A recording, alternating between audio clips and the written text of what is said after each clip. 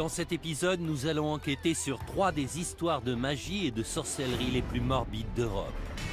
Vlad l'Empaleur, Richard III et Attila le Hun sont des figures quasi mythiques. Nous sommes fascinés par les méfaits des empereurs romains et des hordes vikings. Mais c'est facile d'oublier que ces gens et leurs victimes ont réellement existé. Et que la réalité est souvent plus complexe que la légende sanglante. Je m'appelle Joe Crowley, je suis journaliste. Je m'appelle Susanna Lipscomb, je suis historienne. Ensemble, nous allons dévoiler la réalité cachée derrière des personnages et des événements restés tristement célèbres. En revisitant les scènes de crime, c'est bon, affaire classée. Et en explorant de nouvelles pistes, regardez, voilà les preuves. Pour tirer des conclusions parfois étonnantes. Vous pensez connaître ces chapitres de l'histoire? Rien n'est moins sûr. Dans cet épisode, nous allons enquêter sur 3 des histoires de magie et de sorcellerie les plus morbides d'Europe. Quel rôle l'Inquisition espagnole a-t-elle joué dans les accusations de sorcellerie portées contre des milliers de gens? Tout ce que les victimes pouvaient faire, c'était prier et crier. Au cours du XVIIIe siècle, un groupe de voleurs masqués hollandais a-t-il vraiment agi sous la coupe du diable? Les seuls aveux que l'on a ont été obtenus sous la torture. Pourquoi une famille de fossoyeurs a-t-elle été tenue responsable de la propagation d'une maladie mortelle dans la petite ville de Frankenstein? Tout ça a été mis en scène de manière cruelle et macabre.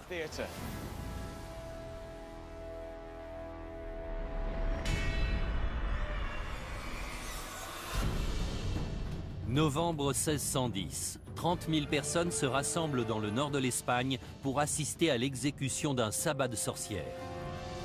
Maria de Arbourou, 70 ans, a été reconnue coupable d'être la reine des sorcières. Elle est accusée de diriger le sabbat du village de Zugarramurdi, d'avoir tué des nourrissons et de vénérer le diable. Des mois durant, Maria et le reste de son assemblée étaient aux mains de la redoutable Inquisition espagnole. Au terme de cet interrogatoire, 6 d'entre eux vont être condamnés au bûcher et brûlés vifs. Mais Maria et les autres étaient-ils réellement coupables ou étaient-ils victimes d'une conspiration de l'Inquisition? Dans un recoin des Pyrénées, à 360 km de Madrid, se trouve le village isolé de Zugarramurdi. Au début du XVIIe siècle, ce village a été la cible d'une des organisations les plus redoutées, l'Inquisition espagnole.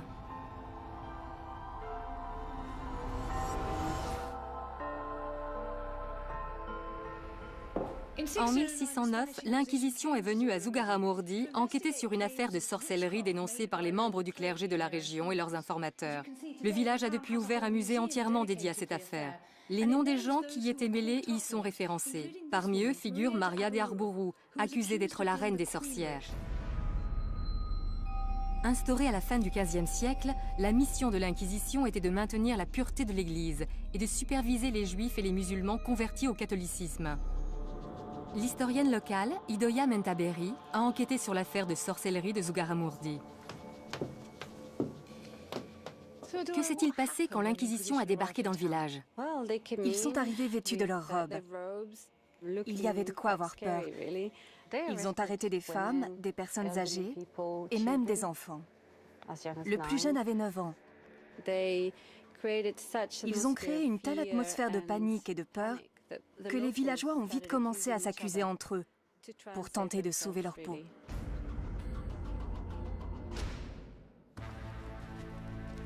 Maria de Arbourou s'est retrouvée au cœur de ces accusations. Les villageois la dénonçaient comme étant la reine des sorcières. Plus d'une vingtaine d'hommes et de femmes de Zugarramurdi ont été accusés de faire partie de son assemblée. Quels étaient les différents chefs d'accusation? D'avoir mangé des cadavres, de voler et d'enlever les enfants. Les sorcières devaient suivre un rituel d'initiation. Elles recevaient un crapaud qu'elles devaient habiller et chérir comme un animal de compagnie. Si elles s'en occupaient mal, le crapaud les dénonçait au diable. C'est incroyable. Les gens croyaient vraiment à ce genre d'histoire? C'est difficile à croire. Ces histoires fantasques ont suffi à les faire livrer aux mains de l'Inquisition. Ils ont été jetés dans la prison secrète, détenus par les inquisiteurs, torturés et accusés de sorcellerie.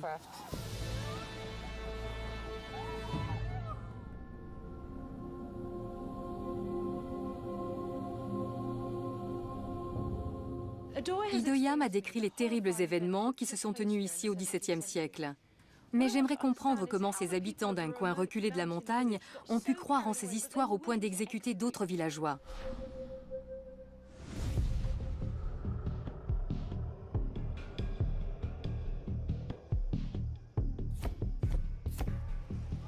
Quand on pense à l'Inquisition, on a souvent en tête des images de prêtres fanatiques vêtus de robes noires et déterminés à exterminer les hérétiques et les sorcières. Bien entendu, l'histoire est rarement aussi simple. Je me dirige vers le donjon d'Amsterdam, un site très touristique, pour y apprendre tout ce qu'il y a à savoir sur cette fameuse organisation. Pour ce faire, j'ai fait appel au professeur Thomas O'Connor, un spécialiste de l'Inquisition. Parlez-moi de Zugarramurdi. Quel rôle l'Inquisition a-t-elle joué dans ce village? Alors que la situation était déjà délicate, les inquisiteurs sont arrivés et ont mis de l'huile sur le feu. Il y a toujours eu des histoires d'accusations de sorcellerie, mais quand l'Inquisition intervenait, tout avait tendance à s'amplifier. Le nombre de dénonciations se multipliait. Un vent de panique générale se mettait à souffler. Cependant, il est intéressant de savoir que les avis sur la question étaient partagés au sein des inquisiteurs. C'est vrai? 2 d'entre eux avaient une opinion bien tranchée sur la marche à suivre, mais le 3e émettait quelques réserves. L'inquisiteur en question se nommait Alonso de Salazar Frias. C'était un avocat particulièrement cultivé. Il voulait distinguer les faits réels de ce qui relevait de l'imagination de la personne accusée de sorcellerie. Au sein même de l'Inquisition, certains parlaient déjà de pacte avec le diable, d'hérésie et de damnation. Il tenait à prendre assez de recul pour ne pas se laisser embarquer dans l'hystérie collective. Cette frénésie touchait non seulement la commune de Zugarramurdi, mais aussi les inquisiteurs présents lors des événements. À Zugarramurdi, Salazar était l'inquisiteur le moins gradé, mais sa méthode de raisonnement a tout de même eu un impact important. Il avait vu que la commune était prise d'hystérie collective et que ça les poussait à inventer toutes sortes d'histoires. Exactement. Il a introduit les notions de scepticisme et de doute dans le processus de jugement. Il a fait évoluer les poursuites pour sorcellerie en Espagne. Grâce à Salazar, les inquisiteurs étaient encouragés à ne plus se reposer uniquement sur les dires des victimes, mais à trouver des preuves concrètes avant d'emprisonner leurs suspects. Les détails sur le fonctionnement de l'Inquisition espagnole sont fascinants, mais cela ne suffit pas à résoudre l'énigme de Zugarramurdi. La sorcellerie était considérée comme un acte d'hérésie mineur. Mais malgré la présence d'un inquisiteur aussi moderniste que Salazar, plusieurs personnes ont été condamnées au bûcher.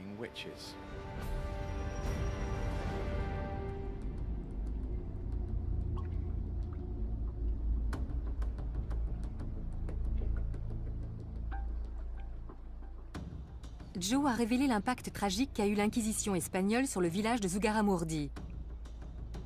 De mon côté, j'aimerais savoir ce qui poussait ces villageois à croire que des sorcières vivaient parmi eux. Que s'est-il vraiment passé? Des gens affirmaient qu'une fois la nuit tombée, des sorcières les avaient emmenés de force dans leurs repères. Il me faut plus d'informations. Les gens inventaient-ils ces histoires ou est-ce qu'elles cachent autre chose?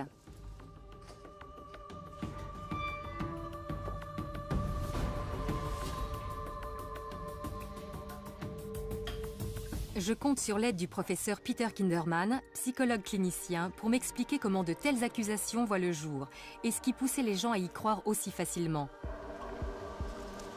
D'après les témoignages, c'est dans ces caves que les sorcières se réunissaient. Cet endroit est assez fabuleux, n'est-ce pas? C'est un site extraordinaire. L'impact d'une histoire de sorcière est tout de suite plus fort quand il est censé se passer dans un endroit comme celui-ci.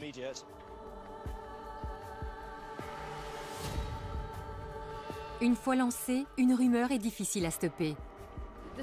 L'histoire nous dit que ces sorcières enlevaient des gens la nuit et les emmenaient dans ces caves où avait lieu leur assemblée. mais on ne sait pas exactement ce qu'il se passait après. Pour commencer, il faut garder à l'esprit qu'à cette époque, les histoires de sorcières, de démons, de vie après la mort faisaient partie du quotidien des gens. Comme les téléphones, les avions et les armes nucléaires font partie du nôtre aujourd'hui. Les gens expliquaient ce qui leur arrivait à partir des connaissances qu'ils avaient du monde. La peur d'être torturés et brûlés vifs poussait les habitants de Zugarramurdi à émettre de folles accusations sur leurs voisins. Les gens vivaient dans la terreur. Il suffisait qu'un suspect interrogé finisse par avouer en impliquant une ou deux autres personnes pour que les accusations se multiplient. Ce phénomène ne se limitait pas à Zugarramurdi. Dans toute la région, plusieurs villages se sont mis à dénoncer des pratiques de nature satanique. Le cadre idyllique de la montagne s'est alors transformé en un lieu de cauchemar. Certaines personnes parlent d'hystérie collective. Pensez-vous que cela puisse expliquer ce qu'il s'est passé ici? Le terme d'hystérie collective sous-entend que ces personnes étaient dérangées ou malades. Je ne pense pas que ça a été le cas. De nos jours, accuser quelqu'un de sorcellerie passe pour de la démence. Mais si on appelle les services secrets parce qu'on suspecte son voisin de fabriquer des bombes, cela nous paraît normal. Donc il ne faut pas trop rationaliser les faits. Ces gens ont réagi dans la panique. Les conséquences étaient terribles dans les deux cas. Être possédé par le diable et perdre son âme faisait bien plus peur aux gens qu'on ne peut l'imaginer aujourd'hui. D'un autre côté, l'idée de faire l'objet d'une enquête, puis d'être torturé et brûlé vif en public, n'était pas plus réjouissante. Maria et les autres victimes se trouvaient confrontées à un cruel dilemme. Seule leur foi pouvait les sauver, et elle allait être testée comme jamais. L'enquête menée par l'inquisiteur Alonso de Salazar a abouti à la libération de plusieurs suspects. Mais Salazar ne pouvait tous les sauver. Maria de Arburu et 5 autres personnes ont été jugées coupables.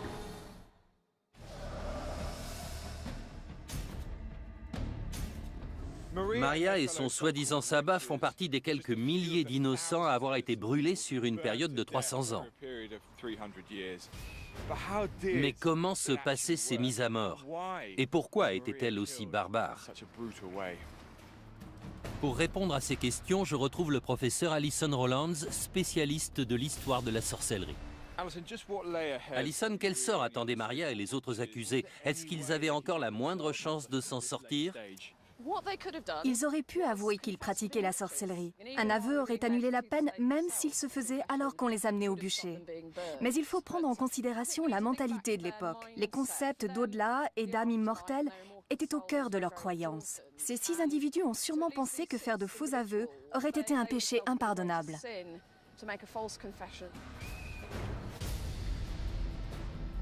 En refusant de choisir la facilité, Maria a définitivement scellé son destin. Elle et ses pairs étaient condamnés à trouver la mort d'une des pires façons imaginables. Pourquoi le bûcher? Pourquoi une mort aussi horrible? On ne pouvait pas les pendre ou les décapiter? Selon certaines croyances religieuses, le feu a le pouvoir de purifier l'âme d'un pécheur. Même si ça peut paraître assez tordu, brûler les personnes accusées de sorcellerie était vu comme une façon de sauver leur âme. J'imagine à quel point ça doit être horrible de voir les flammes se répandre et commencer à brûler. La douleur doit être insoutenable tant qu'on reste conscient.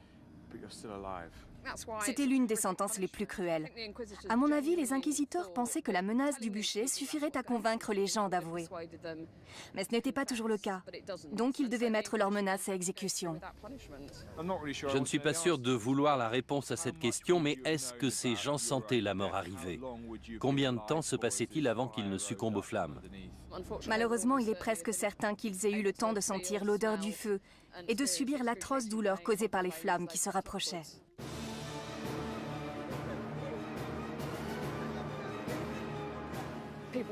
Ils étaient debout, attachés. Tout ce qu'ils pouvaient faire, c'était prier et crier.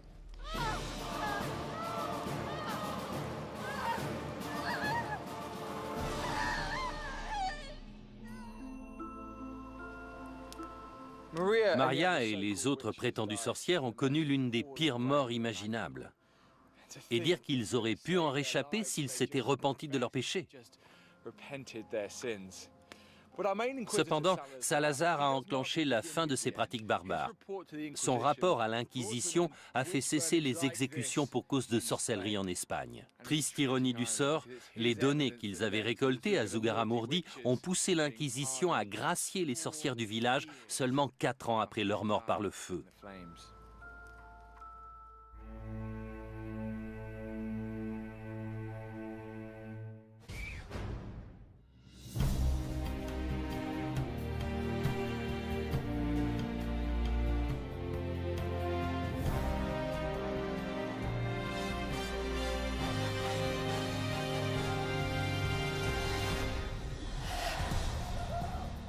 11 mai 1772.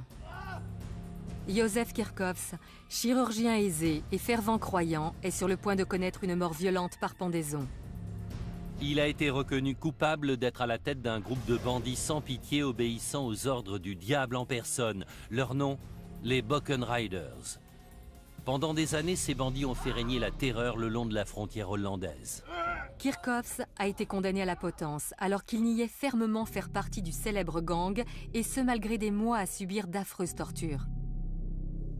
Était-il un génie du grand banditisme ayant toujours mené une double vie, ou était-il réellement innocent ?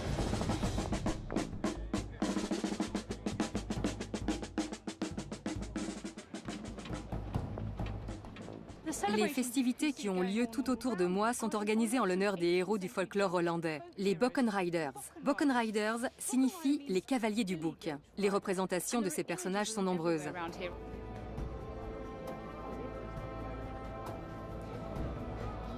En voilà un Bockenrider.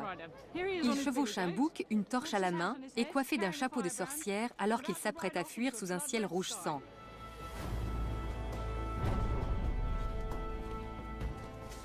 De nos jours, beaucoup de gens voient les Bockenriders comme des justiciers, une sorte de version hollandaise du légendaire Robin des Bois. Cependant, les études contemporaines les décrivent comme un violent groupe de voleurs sans foi ni loi qui n'hésitaient pas à prendre pour cible les prêtres et leurs églises. Au centre de ces récits se trouve l'arrestation du médecin local, le docteur Józef Kirchhoffs, en 1771. Il était accusé d'être à la tête de ces opérations. Mais était-il un justicier à la Robin des Bois ou un malfaiteur sous la coupe du diable ?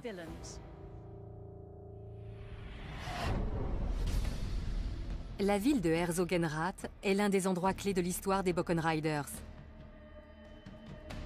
Cette ville est maintenant allemande, mais se situe juste à côté de la frontière hollandaise. Je suis venu rencontrer François van Geroorten, président de l'association visant à préserver la mémoire des Bockenriders. François, qu'est-ce qui faisait des Bockenriders un groupe de bandits beaucoup plus terrifiants que les autres criminels? Comme tous les bandits, ils étaient accusés entre autres de vol et de cambriolage. Mais en plus, la légende dit qu'ils avaient fait un pacte avec le diable. Les vols étaient commis dans un périmètre si grand que les rumeurs disaient que le diable leur avait donné des boucs volants pour les assister dans leurs méfaits.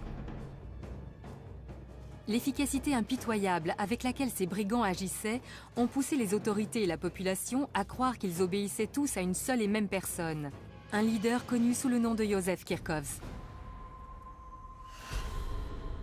François, quel lien existe-t-il entre cette église et l'objet de notre étude, Józef Kirchhoffs? C'est l'église Sainte-Marie. C'est ici qu'il a été arrêté dans la matinée du 17 août 1771. Ça doit être choquant de se faire arrêter en sortant de l'église devant tous les paroissiens. Il y a de quoi se sentir humilié. Clairement. Il habitait une centaine de mètres plus loin. En l'espace d'un instant, il est passé du statut de citoyen respecté à celui de criminel. Dites-moi plus sur Kirchhoffs. Que sait-on de lui? Il est né en 1724. Après 9 ans dans l'armée, il est rentré chez lui. Et puis il est devenu le chirurgien officiel de la ville de Herzogenrath. Au moment de son arrestation, il était marié et il avait 6 enfants. Pourquoi est-ce qu'ils l'ont arrêté lui plutôt qu'un autre? Les autorités pensaient que le diable venait sur Terre pour séduire les gens pauvres d'esprit, qui ne savaient ni lire ni écrire, afin d'en faire des Bockenriders. mais leur chef devait forcément être quelqu'un de plus instruit. Ils ont pensé à Kirchhoffs. Ses accusateurs étaient persuadés qu'il menait une double vie. Aux yeux de ses concitoyens, il passait pour un bon chrétien, mais une fois la nuit tombée, il devenait le leader de ce groupe de criminels. C'est un peu comme Dr. Jekyll et Mr. Hyde. La formation militaire de Kirchhoffs pouvait certainement s'avérer utile au commandement d'un groupe de violents bandits. En plus de ça, plusieurs malfaiteurs présumés ont donné son nom sous la torture. Menait-il réellement une double vie? Était-il le chef tout-puissant de ce groupe de bandits? Je vais envoyer Joe consulter les archives officielles pendant que je me renseigne sur le fonctionnement des gangs.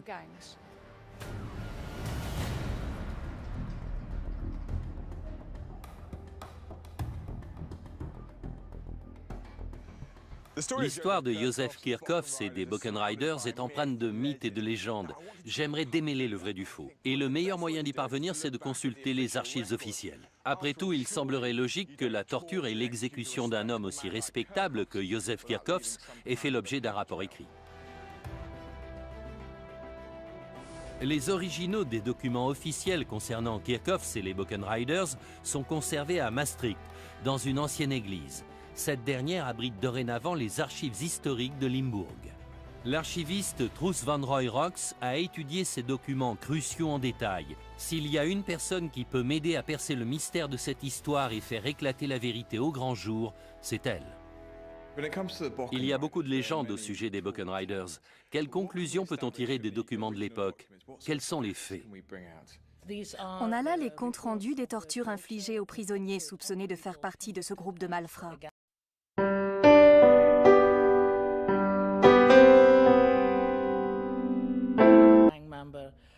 Ils étaient accusés d'entrer par effraction dans les maisons, les églises et les abbayes. Mais le mystère reste entier au sujet de la réelle culpabilité des prétendus Boken Riders. Les seuls aveux que l'on a ont été obtenus sous la torture. C'est assez déroutant. On trouve ici des milliers de documents juridiques et pourtant, aucun d'entre eux ne prouve sans équivoque que Kirchhoffs ait été à la tête de ce réseau criminel. Les seules preuves sont de vagues accusations faites sous la torture. Est-ce qu'il y a des documents qui nous parlent un peu de Joseph Kirchhoffs et de son histoire personnelle? On a une description de lui dans une lettre de recommandation. Elle a été écrite en 1752, quand il était encore sergent dans l'armée. Elle dit qu'il était non seulement un chirurgien très talentueux, mais aussi un homme respecté et très croyant. Les gens n'en revenaient pas quand il a été arrêté. Ça semble un peu tiré par les cheveux qu'un homme aussi sympathique et attaché aux valeurs du christianisme se retrouve à la tête d'une cruelle organisation de malfaiteurs. Oui, il n'y avait aucune preuve concrète de sa culpabilité. Il avait seulement été dénoncé par d'autres suspects passés sous la torture. Clairement, la façon dont ces aveux ont été extirpés pose problème. J'aimerais en savoir davantage sur la nature de ces tortures. Le château où elles ont eu lieu existe toujours. On peut aller voir si vous voulez.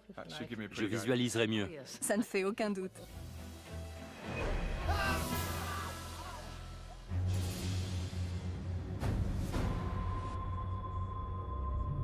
J'ai suivi Truus 35 km plus loin jusqu'au château d'Herzogenrath afin d'en apprendre davantage sur les atroces tortures infligées aux Boken Riders présumés.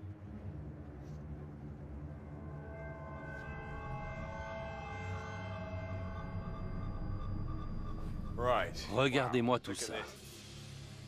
Comment ces effrayants outils étaient-ils utilisés? Il commençait avec les poussettes, d'abord sur un pouce, puis sur les deux.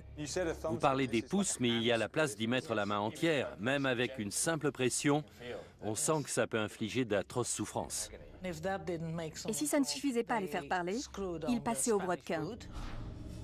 Comment ça marche? Cette partie se met derrière le mollet. Celle-ci est sur le tibia. La poignée permet de resserrer la vis, ce qui réduit le tibia en miettes. Puis dans un troisième temps, ils attachaient les mains de la victime derrière son dos et le suspendaient à l'estrapade. Par les mains? Oui, et les pieds ne touchaient pas le sol. Le poids du corps tout entier tirait sur les mains. Mais c'est possible, les bras doivent immédiatement se casser, non? Oui. Ils se cassent. Les organes éclatent et les épaules se disloquent. C'est le corps tout entier qui se retrouve réduit en bouillie. Certains rapports disent qu'au bout de seulement 5 minutes, les victimes criaient « Détachez-moi, je vais parler, je vais tout avouer, je n'en peux plus ».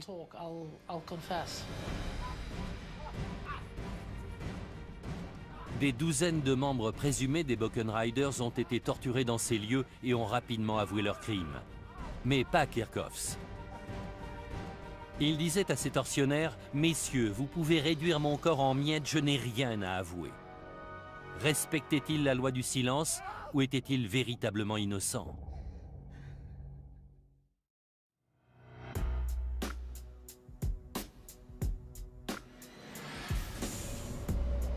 Józef Kirchhoffs n'a jamais avoué malgré les horribles tortures qu'on lui a fait subir. Aurait-il réussi à tenir sa langue jusqu'au bout s'il avait été coupable? Pour le savoir, je vais discuter avec Graham Johnson. Depuis plus de 10 ans, il enquête sur les barons du crime et les gangs sévissant actuellement. Les gangsters connaissent-ils l'identité de leur chef? Pas toujours. Les petites mains, ceux qui les recrutent et tous ceux qui occupent des postes secondaires ne savent pas forcément pour qui ils travaillent. On s'intéresse actuellement à Józef Kirchhoffs, qui était un membre respectable de sa communauté. Est-ce qu'on trouve vraiment ce genre de profil au sein d'un gang? Il arrive souvent que les chefs de gang aient une position sociale élevée au sein de leur communauté. Peu de gens connaissent l'identité de celui qui dirige actuellement la pègre locale. Si vous le rencontriez, vous ne penseriez pas une seconde qu'il est impliqué dans un gang. C'est un homme respectable, poli, cultivé, et pourtant, il est à la tête d'une organisation criminelle qui compte des centaines de membres et génère des centaines de milliers d'euros par an. Ils sont impliqués dans des affaires de drogue, de fraude fiscale, de vente d'armes et même de meurtre. Donc même l'homme le plus respectable d'une communauté peut travailler pour une organisation criminelle. Tout à fait. Ce sont des gens qui ont le sens des affaires, savent diriger et sont des gens en position de pouvoir. Ils font des chefs de gang idéaux. Ce principe est valable aussi bien en Angleterre aujourd'hui qu'en Allemagne il y a 200 ans.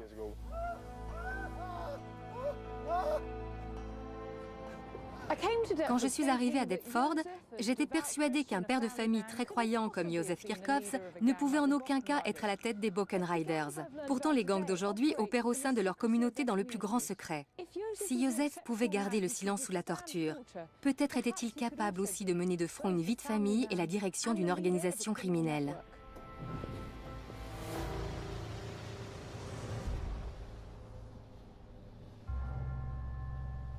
Malgré l'absence de preuves tangibles à l'encontre de Kirchhoffs, les juges étaient convaincus de sa culpabilité. Après des mois de torture, le verdict est finalement tombé. Il a été condamné à mort. Sa sentence a été prononcée oralement dans cette pièce. Juste ici. Ici même, oui. C'est vrai? Il a été condamné à la pendaison pour 9 cambriolages. C'est tout ce qu'ils ont trouvé à lui reprocher après toutes ces tortures. 9 cambriolages sur une période de 9 ans. Rien à voir avec le casier judiciaire d'un baron du crime. Est-ce qu'on sait comment s'est déroulée l'exécution? Oui, on a le compte-rendu détaillé. Je vous le lis. Ils ont alors conduit Kirchhoffs sur la place publique où la potence avait été érigée. À 11 h du matin, le bourreau lui a passé la corde autour du cou. D'une voix tremblotante, il a crié « Jésus, j'ai vécu pour toi, je meurs pour toi. »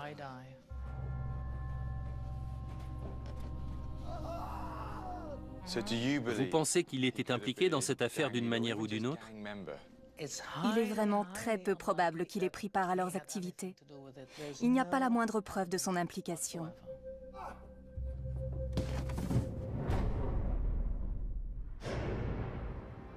Kirchhoffs n'a pas été la seule victime. Plus de 350 Buchan Riders présumés, hommes et femmes confondus, ont été pendus, laissés pour morts sur la roue ou brûlés vifs. La torture est au cœur de cette légende sanglante.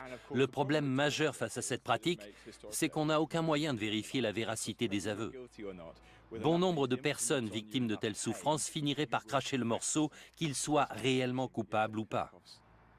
Le plus fascinant, c'est que Kirchhoffs n'a jamais avoué. Même si Suzy a des arguments valables pour le suspecter d'avoir été à la tête des Buchan Riders, je n'arrive pas à y croire.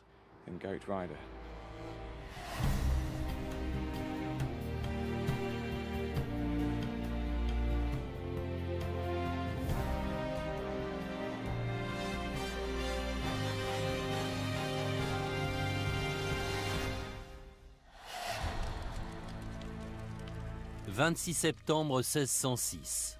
Depuis des décennies, Wenzel Forster et sa famille sont les fossoyeurs de leur commune. Mais ce jour-là, c'est à leur porte que la mort a frappé. Forster, sa femme et ses domestiques vont être torturés puis brûlés vifs pour avoir répandu une épidémie meurtrière ayant causé la mort de plusieurs centaines de personnes. Ils étaient aussi accusés de cannibalisme, de nécrophilie et d'être les serviteurs du diable.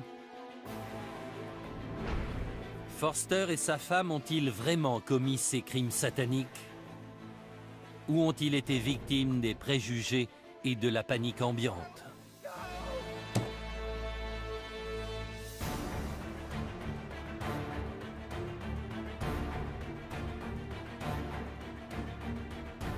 J'ai fait le voyage en Europe centrale pour en apprendre davantage sur la terrible légende de Forster.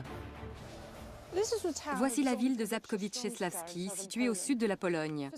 Depuis des siècles, elle est le nœud commercial de cette zone rurale. Ce n'est pas le genre de ville qu'on s'attend à voir faire la une des journaux. Pourtant, en 1606, cette magnifique feuille d'information illustrée a été publiée à son sujet.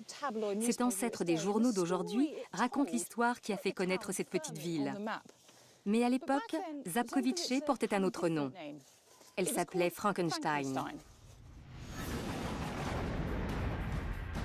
C'est en 1818 que Mary Shelley a écrit son célèbre roman gothique racontant la vie de Victor Frankenstein et du monstre qu'il avait assemblé à partir de morceaux de corps humain. 200 ans plus tôt, la ville de Frankenstein a été au centre d'une autre histoire à en glacer le sang, quand des centaines de ses habitants ont été victimes de la peste. Le bulletin illustré ne parle pas seulement des victimes, mais aussi des gens supposés être à l'origine de cette épidémie. La propagation de l'épidémie a été entièrement reprochée à une famille de fossoyeurs qui s'occupait du cimetière de la ville.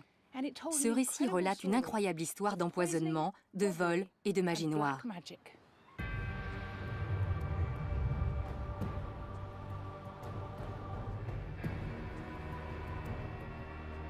Au banc des accusés se trouvait Wenzel Forster, le fossoyeur en chef, mais aussi sa femme, ses domestiques et ses assistants. Je me suis rendue au cimetière où il travaillait pour rencontrer Karen Lambrecht, l'historienne qui a révélé au grand jour l'histoire de la peste de Frankenstein. J'ai avec moi un document témoignant des événements sordides ayant eu lieu à Frankenstein en 1606. Que décrivent exactement ces somptueuses illustrations ? Eh bien, on y voit les fossoyeurs en train de disperser le poison qui a causé l'épidémie. Forster a été accusé d'étaler une pâte faite à base de restes humains sur les poignées de porte du village afin de répandre la maladie. Mais ces allégations ne s'arrêtaient pas à celles d'empoisonnement. Que signifie cette image? Il n'était pas seulement accusé de tentative d'empoisonnement, mais aussi de meurtre rituel et de vol. Là, on voit un fossoyeur dévorant un enfant. C'est du cannibalisme. Ils maltraitaient les cadavres. Ils extrayaient les fœtus morts du ventre des femmes enceintes. Aucun détail n'est épargné. En tant que fossoyeur de la ville, Forster était chargé d'enterrer les victimes de la peste. Son accès immédiat aux cadavres a poussé les villageois à croire facilement à ces accusations. Ce que Karen vient de me dire est à la fois surprenant et choquant. On savait que des gens étaient accusés de sorcellerie dans toute l'Europe, mais ici on a accusé des fossoyeurs de répandre la peste. J'aimerais en apprendre plus sur l'idée que les gens se faisaient de la peste pour en avoir peur au point de persécuter ceux qu'ils pensaient responsables de sa propagation.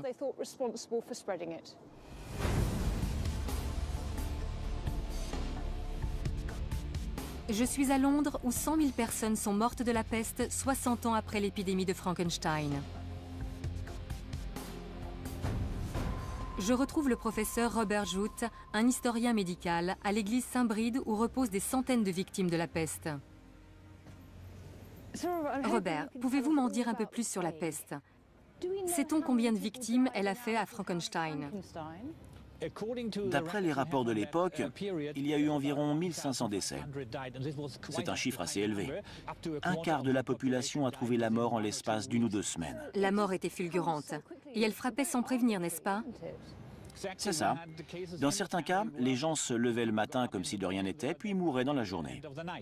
C'est une mort aussi terrible que soudaine. Les gens en étaient terrifiés. Dans ces conditions, les victimes ne pensaient pas s'être assez préparées au jugement dernier.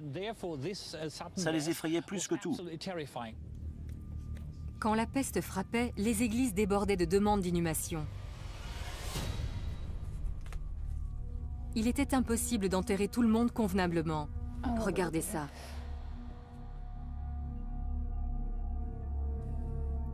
On se rend mieux compte du traumatisme subi. Absolument.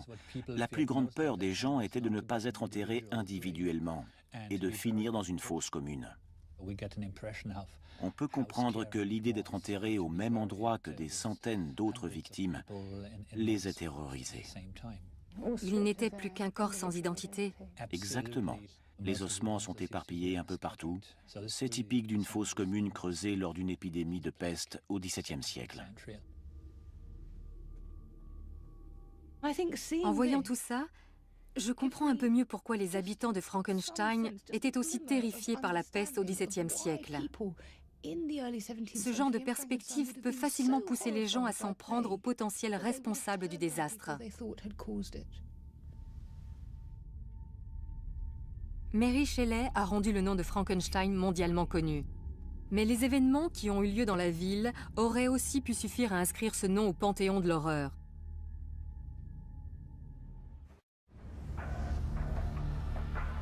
Suzy a découvert qu'un quart de la population de Frankenstein a succombé à la peste. Les fossoyeurs ont-ils réellement pu répandre l'épidémie à l'aide de potions empoisonnées? Y a-t-il un moyen de découvrir ce que contenaient ces potions?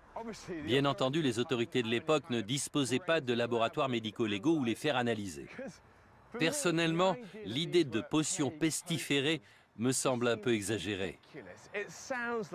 On pourrait presque y voir un complot monté dans le but de s'en prendre aux fossoyeurs.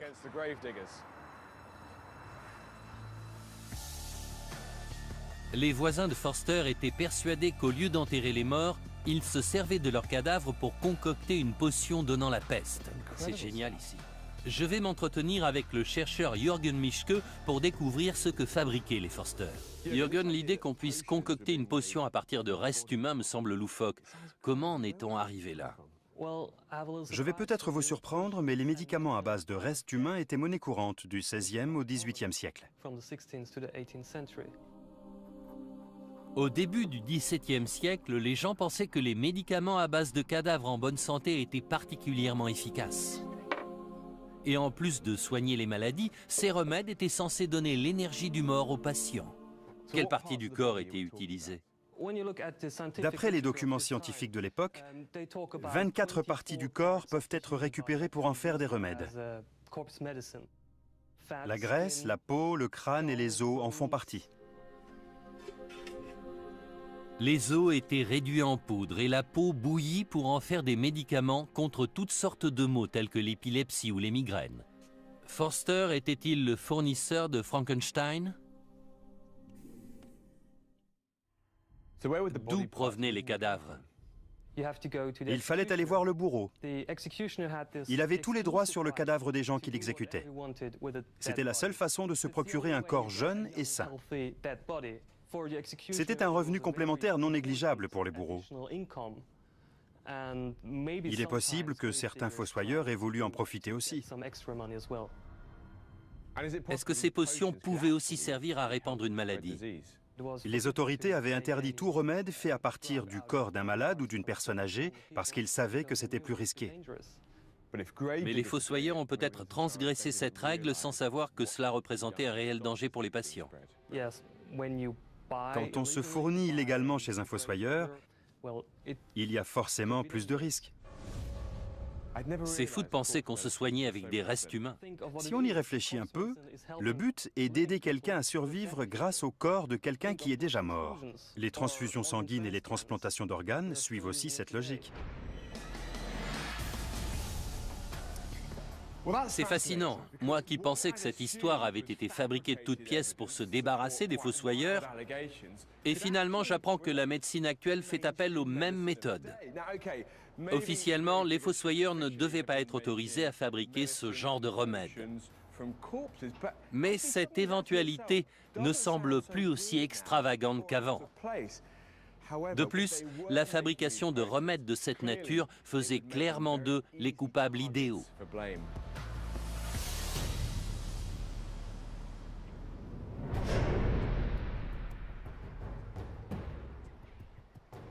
Joe a découvert que Wenzel Forster dirigeait peut-être un laboratoire clandestin de fabrication de médicaments à base de cadavres. Leur activité a pu être à l'origine de la propagation de la peste, même involontairement. Mais tout ça n'explique pas les autres sordides chefs d'accusation portés contre lui et son entourage. De retour en Pologne, je vais visiter avec Karen les cachots situés sous la mairie. C'est ici que les fossoyeurs sont censés avoir été retenus prisonniers. J'espère y découvrir pourquoi ils ont été accusés de vol, de cannibalisme et de nécrophilie. Ils étaient accusés d'être les serviteurs du diable. Il leur aurait ordonné de répandre le poison pour annihiler la population. Ils avaient surnommé les fossoyeurs les chiens de chasse du diable. Les fossoyeurs étaient souvent marginalisés par le reste de la population qui les associait à la mort. Cela faisait d'eux la cible facile d'accusations macabres. Ça paraît invraisemblable. Qu'est-ce qui poussait les gens à croire que les fossoyeurs étaient capables de telles horreurs? Comme ils vivaient dans un climat de terreur, les villageois étaient à cran. Les autorités locales se devaient d'agir. En plus de Forster et sa femme, 6 autres personnes ont été arrêtées et accusées de répandre la peste. Avec la communauté tout entière convaincue de leur culpabilité, ils n'avaient aucune chance de s'en sortir. Frankenstein voulait leur mort. Les autorités tenaient à obtenir des aveux de la part des fossoyeurs ainsi que les noms d'autres membres de leur famille impliqués. Les tortures qui leur ont été infligées pendant l'interrogatoire ont fini par les faire craquer. Le trajet vers l'endroit de leur exécution a débuté ici, dans les cachots de la mairie, où Forster et les autres avaient été emprisonnés et torturés. Ensuite, ils ont été transportés à travers toute la ville, installés en évidence sur une charrette pour que la population assiste à leur sentence et sache ce qui arrive aux gens coupables de tels crimes. Après tout, le but de cette mise en scène cruelle et macabre était d'être vu par le plus grand nombre possible d'habitants. Tout Frankenstein tenait au bon déroulement de cette exécution. Ils étaient persuadés que la mort de Forster et de son entourage mettrait un terme aux ravages de la peste. Voici les anciennes frontières de la ville. Les douves se trouvaient ici. Au moment où Forster et les autres les traversaient, ils étaient déjà couverts de blessures. En plus des châtiments corporels, ils subissaient une véritable humiliation publique. Forster avait non seulement empoisonné ses voisins, mais aussi trahi son serment de servir la communauté. Déjà accablés par leurs blessures, les Forster ont fini par arriver ici, en dehors des limites de la ville, sur la colline des Potences. À ce moment-là, ils devaient espérer que leur heure est enfin sonnée. Ce n'était pas le cas. On a d'abord coupé les mains droites de Forster et de son assistant. Ensuite, les mains ont été clouées au pieu, où ils seraient attachés pour mourir. Puis, pour le crime de nécrophilie, l'assistant de Forster a été castré. Prochaine étape, le bûcher. Forster et 3 autres fossoyeurs ont été attachés à des pieux. Les feux ont été allumés tout autour d'eux pour qu'ils meurent brûlés vifs.